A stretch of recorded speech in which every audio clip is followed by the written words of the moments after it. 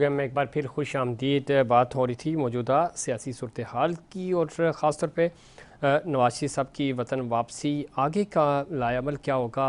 जिस तरह की वापसी हुई है, माहौल बन रहा है और माहौल बज़ाहिर मुस्लिम लीग नून के हक़ में बन रहा है। इक़्तिदार मुस्लिम लीग नून के पास जाता हुआ नज़र आ रहा है। जिस तरह की तैयारियां हैं, तो शाहाना केस में नवाज शरीफ साहब अदालत में पेश भी हुए, ज़मानत मंजूर हुई, तैयारी का जो स्टेटस था वो ख़त्म हुआ है। ये एक बड़ी डेवलपमेंट है और अब देखना ये है कि मामला अब आगे कैसे बढ़ेंगे और नवाज शरीफ साहब बैक एंड पे रह के सियासत करेंगे, लीड करेंगे पॉलिटिकल पार्टी को आगे इक़्तिदार में, हुकूमत में। अगर उनको वोट्स मिलते हैं, सीट्स मिलती हैं, तो क्या वो इक़्तिदार में आकर एज प्राइम मिनिस्टर ज्वाइन करेंगे, शहबाज शरीफ साहब होंगे, ये एक ज़रा अगली बहस है। लेकिन जो तैयारी है, जिस तरह का मोमेंटम बन रहा है, वो मुस्लिम लीग नून के हक़ में है। जिस तरह का वेलकम हुआ और अब तक की जो तैयारी है, दूसरे जो स्टेक होल्डर्स हैं वो अभी तक हमें बैकफुट में नज़र आ रहे हैं। पाकिस्तान मुस्लिम लीग नून में एक ज़ाहिर नवाज शरीफ साहब की वतन वापसी के बाद एक क्राउड चार्ज हुआ है, एक मोमेंटम मिला है पूरी पार्टी को और ज़ाहिर पूरे पाकिस्तान से, GB कश्मीर से जो लीडरशिप आई, कारकुनान आए, तो एक माहौल बन गया है। और अब ज़ाहिर है आज के बाद अब आहिस्ता आहिस्ता चीज़ें आगे बढ़ती जा रही हैं, सज़ाएँ मुअत्तल हो रही हैं, रिलीफ मिल रहा है। और जो 2017 में जो सफ़र ख़त्म हुआ था, वहाँ से मामला शुरू होंगे। टारगेट किया जा रहा है कि किसी तरह इकॉनमी बेहतर की जा सके। इकॉनमी कैसे बेहतर होगी, मुस्लिम नून की हिकमत अमली क्या होगी, इस पर बात करेंगे। हमें ज्वाइन किया है जनाब रोहिल असगर साहब ने, सीनियर रहनुमा है मुस्लिम लीग नून के, सीनियर सियासतदान हैं। शेख साहब खुशामदीद कहते हैं आपको प्रोग्राम में। शेख साहब सुन पा रहे हैं आप मुझे? जी जनाब। शेख साहब, एक तो उम्मीद साहब की वतन वापसी और उसके बाद एक ज़ाहिर मोमेंटम, एक बूस्ट लीग की क़यादत को भी और कारकुनान को भी मिला है, एक माहौल बना हुआ है। सर्वेज़ आ रहे हैं और सर्वेज़ 50% सर्वे ये कह रहा है कि नवाज शरीफ साहब की वतन वापसी के बाद इकॉनमी मामलात भी बेहतर होंगे, चीज़ें बेहतरी की तरफ जाएंगी। आप ज़रा पिछली कैबिनेट का भी हिस्सा थे, आप मुस्लिम लीग नून के भी सरकर्दा रहनुमा हैं। क्या माहौल बन रहा है और क्या हिकमत अमली बनाई जा रही है? चीज़ें अब इंशाअल्लाह ताला जहाँ से सफ़र ख़त्म हुआ था, मियाँ साहब इक़्तिदार से बाहर गए थे, आगाज़ उधर से ही होगा। आप बहुत जल्द है किसी भी चीज़ का फैसला देना या उस पर कोई कमेंट्स करना, क्योंकि देखिए अभी तो एक मियाँ साहब ने अपने ख्यालात का इजहार किया, जो जलसा जो किया लाहौर में, तो उससे कम से कम ये आपको पता चल जाता है कि वो क्या करना चाह रहे हैं, उनकी सोच क्या है। तो मेरे ख्याल में जब वो तवक्कुर के साथ पूरे मुल्क में जब वो आवाम से राब्ता महम शुरू करेंगे, फिर आहिस्ता आहिस्ता आपको पता चलेगा कि वो पाकिस्तान और पाकिस्तान के आवाम के लिए क्या बेहतरी लाना चाहते हैं। और मेरे ख्याल में शायद मैं पहले भी 1-2 दफ़ा कह चुका हूँ कि हर किसी शख्स का एक माजी होता है और अब उस माजी से फिर आप नताइज को अहाज करते हैं। मियां साहब का एक माजी तो है ना, जी बिल्कुल। जब आए उन्होंने मुल्क की तरक्की के लिए काम किया, तो अभी इंशाल्लाह मैं उम्मीद हूँ कि वो मुल्क को तरक्की के रास्ते में डाल देंगे इंशाल्लाह। ठीक है, तरक्की की तरफ जाएंगे। मैं यही कह रहा हूँ कि अभी एक सर्वे भी आया है, उसमें भी अवाम से पूछा गया कि आप नवाज शरीफ साहब की वतन वापसी को कैसे देखते हैं, तो वो कहते हैं पूरी उम्मीद है कि आप इकॉनमी बेहतर होगी, चीज़ें और ज़्यादा सेटल होंगी। तो ज़रा ये चीज़ जिस तरह आप माजी का इशारा कर रहे थे, तो माजी में तो नवाज शरीफ साहब के क्रेडिट पे ये चीज़ें तो हैं। वो दोस्ती की बात करते हैं, बिज़नेस की बात करते हैं, कारोबार को के फ़रोग़ की बात करते हैं। तो जो उनकी स्पीच थी मीनार पाकिस्तान पे, उसमें भी ये सारी चीज़ें हमें नज़र आई कि मामलात अगर आपने रीजन को डेवलप करना है तो आपको दोस्तियाँ करनी होंगी, आपको अपनी इकॉनमी बेहतर करनी होगी, उसके लिए अच्छी हिकमत अमली बनानी होगी। सियासी तौर पे शेख साहब, क्या जनवरी के इख्तिताम तक इलेक्शंस आपको नज़र आ रहे हैं या मामला अभी आगे बढ़ते हुए होंगे? इलेक्शंस फौरी तौर पे मुस्लिम लीग नून भी तैयार है और लग रहा है कि आपको इलेक्शन जनवरी के इख्तिताम तक कोई डेट शेट आ जाएगी? नहीं, मैं अगर आप कानूनी बात करें और आईनी बात करें तो आप इससे आगे तो जा नहीं सकते ना जी। कानूनी तौर पे भी आईनी तौर पे भी जा नहीं सकते। हाँ, वो एक चीज थी, वो प्रोसेस तो था एक जब आपके सेंसेस होंगे उसके बाद डिलिमिटेशन होगी, डिलिमिटेशन के बाद उसकी अपीलें होंगी, जेन्युइन प्रोसेस है। जी उसके बाद इलेक्शन कमीशन का है प्रोग्रेसिव को, इलेक्शन कमीशन ने तारीख देनी है इलेक्शन की। वो 50 दिन होते हैं, 60 दिन होते हैं, कितने दिन होते हैं, वो तो इलेक्शन कमीशन देगा, और जो तारीख देगा उस पर इलेक्शन हो जाएंगे, और इलेक्शन होने चाहिए। ये प्रोसेस चलता रहे। वो आपके आपके इस सवाल का हिस्सा तो नहीं है, लेकिन मैं आपको अर्ज करना चाहता हूँ जी कि जी वो एक तारीख जो तकरीर थी ना आपकी मीनार पाकिस्तान के साए के नीचे, उस तकरीर में तो ऑब्वियसली उन्होंने अपना जहन भी दिया, अपनी उन्होंने सोच को भी आप तक मुंतकिल किया, लेकिन उसके साथ एक बहुत खूबसूरत चीज जो थी, उन्होंने कोई ऐसी जबान इस्तेमाल नहीं की जिसको आप ये कहेंगे कोई इमेच्योर किस्म का कोई लीडर बात कर रहा है। वो मेच्योर लीडर वाली गुफ्तगू थी। किसी को तंज का निशाना नहीं बनाया, किसी के बुरे नाम नहीं लिए, किसी से बदजुबानी नहीं की किसी के लिए। तो ये एक चीज जो है वो बहुत खुशाइंदा, और ये हमारी सियासत में इसका शेख फ़रोग़ साहब, होना इसमें कोई चाहिए। शक नहीं, बहुत अच्छी बात है और इसको अप्रिशिएट भी किया गया। पिछले 3 दिन से अब इसको डिस्कस भी कर रहे हैं और जी इसमें कोई जी दो राय जी नहीं है। लेकिन जो जी जी अच्छी बात यह है कि अगर यही सिलसिला थोड़ा सा और आगे चले, आपको लगता है, आप समझते हैं कि जो पीटीआई की लीडरशिप है, जो ज़रा 9 मई की हम बात करते हैं बार बार, जो उसमें इन्वॉल्व नहीं है, तो उन लोगों को भी साथ हम ये सब बिठाएंगे, बात करेंगे कि ठीक है, आएँ, हिकमत अमली बनाते हैं, आवाम फैसला करेंगे, वोट जिसको मर्जी दें, लेकिन एटलीस्ट जो बाकी है, कोई भी पॉलिटिकल पार्टी है, ज़रा अच्छे बुरे लोग तो होते हैं, गलत फैसले भी हो जाते हैं, लेकिन जो सियासी स्टेक होल्डर्स हैं वो बैठे हैं, ठीक बात कह रहे करें हो, और आगे बढ़ें। आप ठीक कह रहे हो। ये जो गुफ्तगू होती है, या जब टेबल पे सियासी लोग तो बैठ सकते हैं, गैर सियासी लोग जो एक हादसा की पैदावार होते हैं ना, उनकी सोच भी डिफरेंट होती है, वो जी सियासी सोच नहीं होती।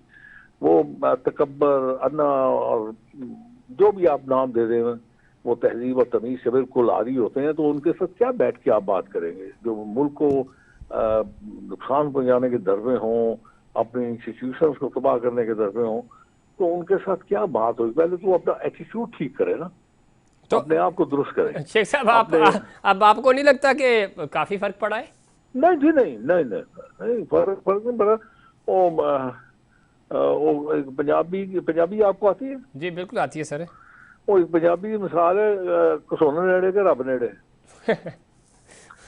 तो वो उन घसोने नेड़े में ना, तावा से आपको जो नजर आता है ना, वो इसलिए आपको नजर आता है। जो आपने करतूतें की हैं, जो आपने गलतियां खराबियां की हैं, वो अब आपको नजर आती हैं, आपके सामने हैं। ना करते लोग आपको समझाते थे, आप नहीं समझते थे किसी की बात। आप ये समझते कि आप खुदा हैं, आपके पास ताकत है, आप जो चाहे करें, जिसकी चाहे आप पगड़ी उछाल दें, जिसकी चाहे आप इज्जत रोल दें। आपका मेरे ख्याल में शायद एक ठीक है आदत बन गई थी बस।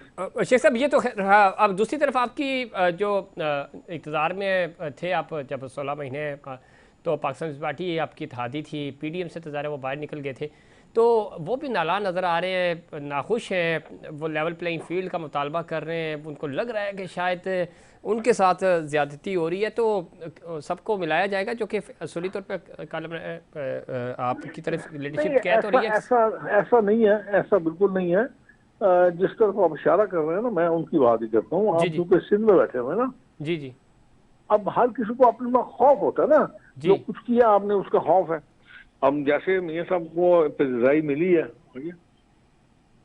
जी जी जैसे मियाँ साहब को पेशराई मिली है इस लाहौर के जलसे में, अब एक किस्म के खाइफ तो है ना जी कि बिल्कुल। कल को मियाँ साहब वहां पे भी स्ट्राइक करेंगे, सिंध में भी करेंगे, बलोचिस्तान में भी करेंगे, फ्रंटियर में भी करेंगे। तो अब सियासी लोग को एक जगह थोड़ी बैठते हैं, या उनको रोका थोड़ी जा सकता नहीं है। रोका जा सकता है, बिल्कुल। हाँ, तो बस वो एक खौफ, सियासी खौफ कह लीजिए बस। अच्छा, बाकी कोई नहीं, जिस आप समझते हैं सियासी खौफ है? नहीं, कौन देखे ना, कौन सी प्लेइंग फील्ड है? किसी ने रोका आपको? आप मुझे बताए ना, या तो किसी ने रोका हो आपको, आइए आप कर लीजिए जैसा। नहीं रोका तो किसी ने नहीं शेख साहब। आपको भी याद है, आप ज़रा बहुत सीनियर सीजन पॉलिटिशियन है, निगरान हुकूमत का आखिरी निगरान हुकूमत अभी बनी नहीं थी और आपकी हुकूमत के आखिरी दिन थे, तो जरदारी साहब बड़े मुतहर्रिक थे और उन्होंने बेस कैंप बना लिया था पंजाब को, ख़ासतौर पर लाहौर को। कुछ लोग आ भी रहे थे और एक स्लोगन भी दिया जा रहा था जी कि अगला प्राइम मिनिस्टर भी जियाला होगा।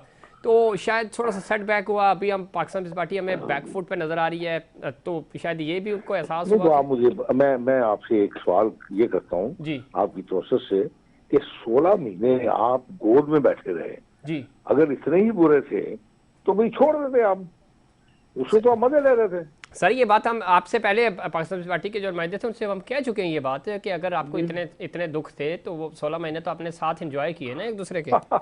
एंजॉय नहीं किया, बहुत कुछ किया। नहीं, तो फिर उसमें अब आप किसको इल्जाम देंगे आप? मैं ये समझता हूँ कि ये इंतहाई मैच्योरिटी है। तो आप ठीक है सियासत करें, आपको किसी ने रोका नहीं है, आप जरूर लोगों को अपनी तरफ रागब करें, लेकिन ये आप समझना छोड़ दें कि अब लोग को इतने सादे हैं कि वो आपकी इन शेख बातों साहब को ये बात समझते भी नहीं ठीक है, लेकिन एक चीज़ है शेख साहब, आप चूंकि हमेशा अच्छी बात करते हैं, जब हम खुर्शीद शाह साहब की भी बात करते हैं वो नून लीग के बड़े करीब हैं, करीब से मुराद यानी पाकिस्तान पीपल्स पार्टी और नून लीग के दरमियान हमेशा ब्रिज का किरदार अदा करते हैं। जब उस तरह का सियासतदान भी कोई बात करता है ना एक दूसरे के ऊपर और बड़ी थोड़ी सी इखलाकी तौर पे गिरी हुई बात होती है तो बुरा लगता है। नौजवान नस्ल आपको देख रही होती है, आपसे इंस्पायर होते हैं, तो ये हम सियासतदान जो हमारे सियासतदान हैं जितने भी हैं तो वो थोड़ा सा इतना नीचे क्यों आ जाते हैं? ठीक है इख्तलाफात करें, आपको सियासी तौर पे आपसे इख्तलाफ हो सकता है, खुर्शीद शाह साहब को किसी और से इख्तलाफ हो सकता है, लेकिन एटलीस्ट एक दूसरे को बुरे लकाबात या उनकी माजी या उनके बारे में तो इतना इस तरह की बातें कहते हैं, ये क्यों मानवी बदकिस्मती है? खान साहब कहते थे तो हम उनको भी बुरा कहते थे कि नहीं कहना चाहिए इस तरह स्टेज के ऊपर से।